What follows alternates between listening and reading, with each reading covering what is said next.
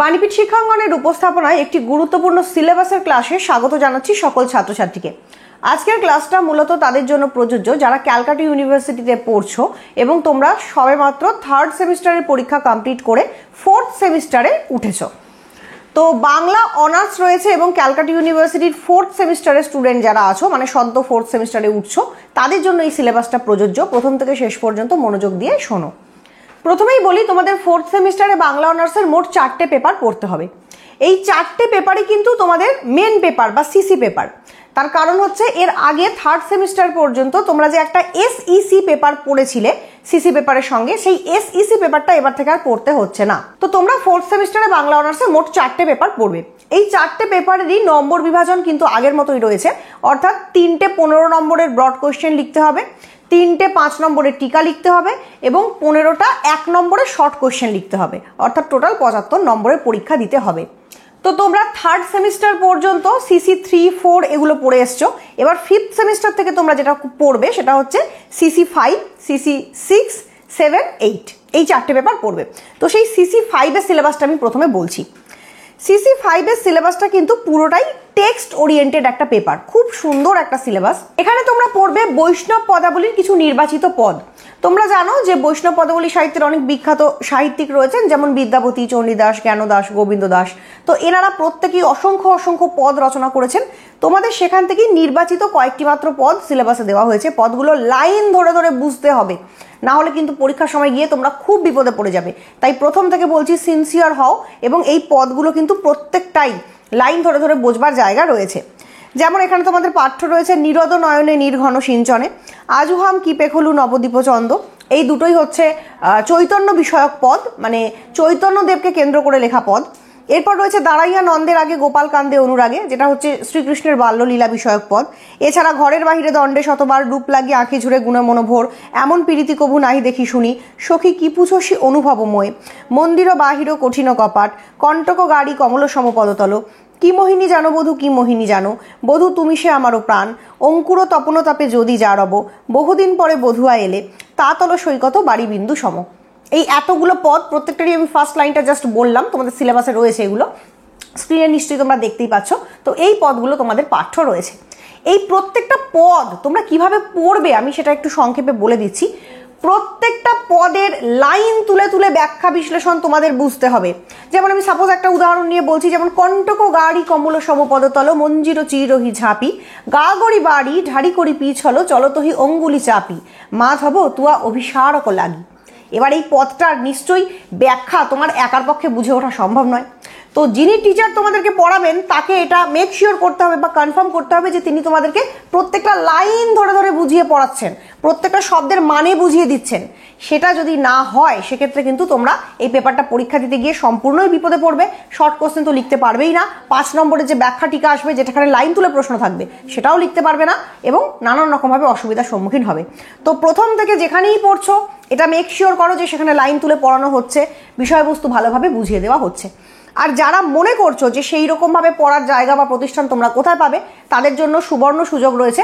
বাণীপীঠ শিক্ষাঙ্গনের তরফ থেকে, অর্থাৎ আমার নিজের তরফ থেকে অনলাইন এবং অফলাইন ক্লাসেস প্রোভাইড করা হয়। নিচে আমি নাম্বার দিয়ে দিলাম। যারা মনে করছো ফোর্থ সেমিস্টারটা ভালোভাবে বুঝতে চাও, ভালো করে পড়তে চাও, তারা অবশ্যই এখনই এই নাম্বারে কন্ট্যাক্ট করে আমাদের সঙ্গে যুক্ত হয়ে যাও। কারণ অলরেডি প্রচুর ছেলেমেয়েরা ভর্তি হতে শুরু করে দিয়েছে। আগেও অলরেডি যারা পড়ছিল তারাও কন্টিনিউ করছে। তো প্রচুর ছেলেমেয়েরা কিন্তু অল ওভার ওয়েস্ট বেঙ্গল থেকে, পশ্চিমবঙ্গের বিভিন্ন প্রান্তর থেকে আমাদের সঙ্গে অনলাইন ক্লাসে যুক্ত আছে এবং তারা কিন্তু খুব ভালোভাবে পড়াশুনো করার যে সুবিধা বা বেনিফিট সেটা পাচ্ছে। তো তোমরাও যদি চাও ভালোভাবে পড়তে, বিষয়গুলো বুঝতে, অবশ্যই আমাদের সঙ্গে কন্ট্যাক্ট করে অনলাইন বা অফলাইন ক্লাসে যুক্ত হতে পারো। এবার চলে যাব তোমাদের মডিউল 2 প্রসঙ্গে। মডিউল 2-তে রয়েছে মুকুন্দ চক্রবর্তীর লেখা চণ্ডীমঙ্গল কাব্যের টেক্সট। বারবার বলছি, গোটা পেপারটা টেক্সট ওরিয়েন্টেড পেপার। তোমরা কিন্তু এর আগে যখন সাহিত্যের ইতিহাস পড়েছো তখন মুকুন্দ চক্রবর্তীর লেখা যে চণ্ডীমঙ্গল সেই সংক্রান্ত একটা প্রাথমিক আলোচনা পড়েছো। সেখানে তোমরা মঙ্গল কাব্য পড়েছো, মনসামঙ্গল, চণ্ডীমঙ্গল। সেখানে চণ্ডীমঙ্গল সম্পর্কে জাস্ট একটা পরিচিতি তোমরা লাভ করেছো, কাহিনীটা সামান্য জেনেছো, মুকুন্দ চক্রবর্তীর কৃতিত্ব জেনেছো।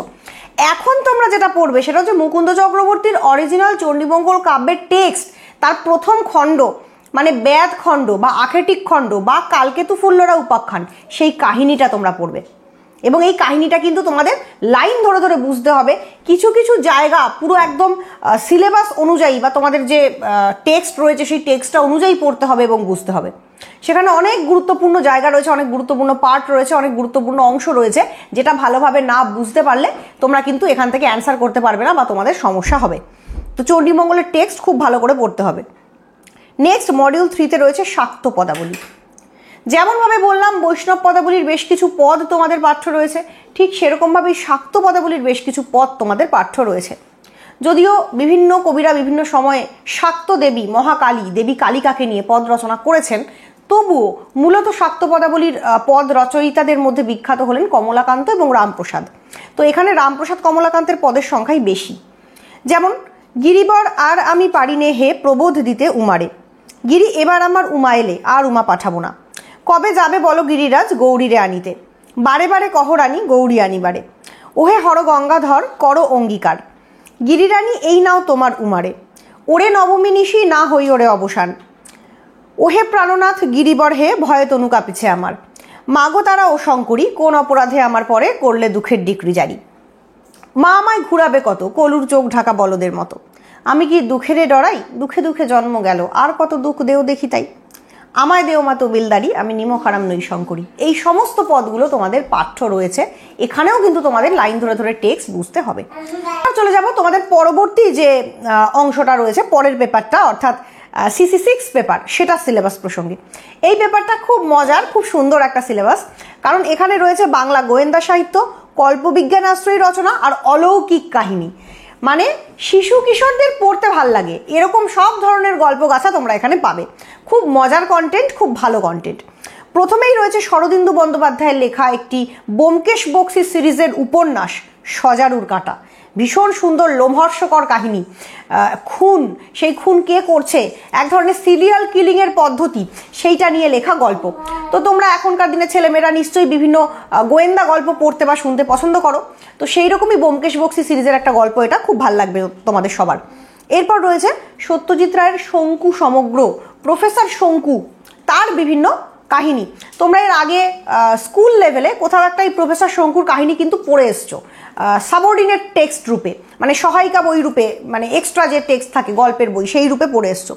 এখানে তোমাদের পাঠ্য রয়েছে বোমযাত্রীর ডায়েরি, প্রফেসর শঙ্কু ও ম্যাকাও, প্রফেসর শঙ্কু ও গোলক রহস্য, প্রফেসর শঙ্কু ও রবু, মহাকাশের দূত, শঙ্কু ও আদিম মানুষ, শঙ্কু ও ফ্র্যাঙ্কেনস্টাইন।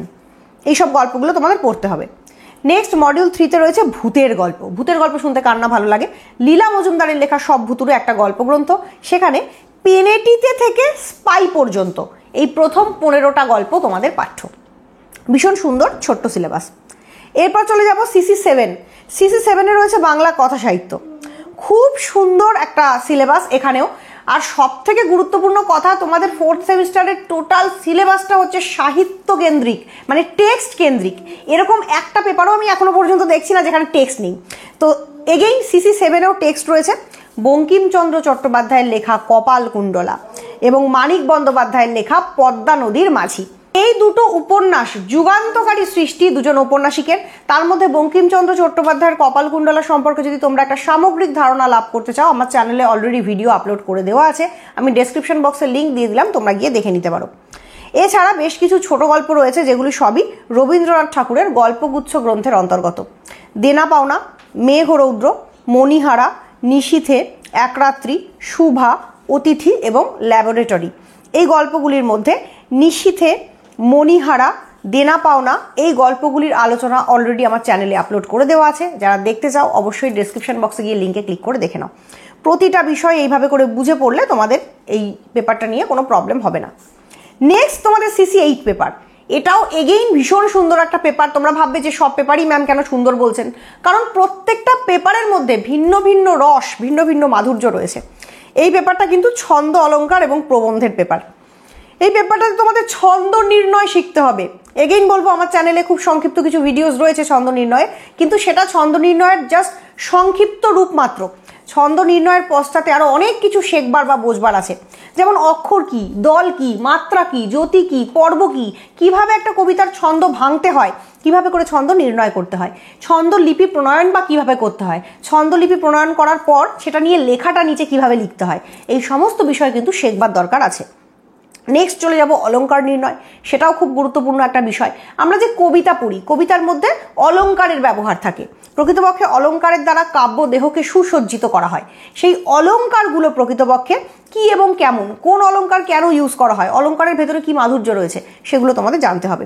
প্রসঙ্গত তোমাদের টেক্সটে কিছু সিলেক্ট করা অলংকার রয়েছে, সেগুলো পড়তে হবে। অনুপ্রাস, শ্লেষ, যমক, বক্রোক্তি, এগুলো হচ্ছে বেসিক্যালি শব্দালঙ্কার। এছাড়া রয়েছে উপমা, রূপক, সমাসক্তি, উৎপ্রেক্ষা, অপুনরুতি, ব্যতিরেক, বিরোধ, অর্থান্তরন্যাস, ব্যজস্তুতি, এগুলি সবই হচ্ছে অর্থালঙ্কার। এর মধ্যে গুণার্থ প্রতীতিমূলক অলঙ্কারও রয়েছে। এই বিষয়গুলো এখন হয়তো তোমরা শুনে কিছু বুঝতে পারছো না, ভালোভাবে বুঝিয়ে পড়ালে তোমরা সব বুঝতে পারবে।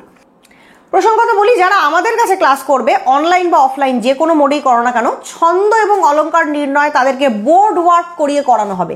পুরো বোর্ডে লিখে লিখে বুঝিয়ে বুঝিয়ে ছন্দ অলংকার নির্ণয় কিন্তু তাদেরকে শেখানো হবে, এবং প্রত্যেক বছর তাই হয়, এটা নতুন কিছু নয় আমাদের কাছে। তো যারা ভর্তি হতে চাও অবশ্যই হতে পারো। নেক্সট চলে যাব প্রবন্ধের সিলেবাস প্রসঙ্গে। সেখানে তোমাদের পড়তে হবে প্রমথ চৌধুরীর লেখা বই পড়া, বঙ্কিমচন্দ্র চট্টোপাধ্যায়ের লেখা পতঙ্গ, এবং রবীন্দ্রনাথ ঠাকুরের পূর্ব পশ্চিম এবং মেঘদূত। তো হিসাব মতো দেখতে গেলে টোটাল 4টে প্রবন্ধ, 3জন ভিন্ন ভিন্ন প্রাবন্ধিকের, বঙ্কিমচন্দ্রের পতঙ্গ, রবীন্দ্রনাথের পূর্ব পশ্চিম মেঘদূত এবং প্রমথ চৌধুরীর বই পড়া। তো এই হচ্ছে তোমাদের সম্পূর্ণ সিলেবাস, একদম কম্প্যাক্ট সিলেবাস। এতদিন পর্যন্ত তোমাদের যে সিলেবাসটা ছিল মোটামুটিভাবে ফার্স্ট, সেকেন্ড এবং থার্ড সেমিস্টারে, সেখানে অনেকাংশে আমরা দেখেছি যেন বাংলা সাহিত্য পড়ার পূর্ব প্রস্তুতি দেখানো হচ্ছে। সেখানে যেন তোমরা বাংলা সাহিত্যের স্বাদটা পুরোপুরি গ্রহণ করতে পারছো না। সেখানে ভাষাতত্ত্ব বা সাহিত্যের ইতিহাস কেন্দ্রিক সিলেবাসই বেশি। কিন্তু এইবার ফোর্থ সেমিস্টার থেকে তোমরা পুরোপুরি বাংলা সাহিত্যের মাধুর্যময় জগতে প্রবেশ করতে চলেছো। এখানে গল্প, কবিতা, বিভিন্ন ধরনের পদ, বিভিন্ন ধরনের সুন্দর সুন্দর উপন্যাস, এইগুলো তোমাদের পাঠ্য রয়েছে, এবং ছন্দ অলংকারের যে একটা রসমাধুর্য সেটাও তোমরা এই সিলেবাসে বুঝতে চলেছো। তো তোমাদের অনার্সের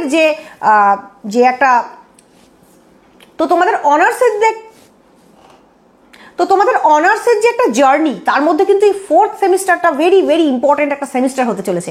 প্রত্যেককে বলবো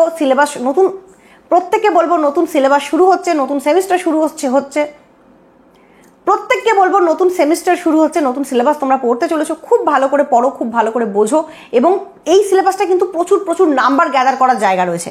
তো প্রচুর প্রচুর মার্কস ক্যারি করো প্রত্যেকে, এবং তোমাদের অনার্স পড়ার অভিজ্ঞতাটাকে আরও সুন্দর করে তোলো। আজকের ক্লাসটা এখানে শেষ করছি, ধন্যবাদ।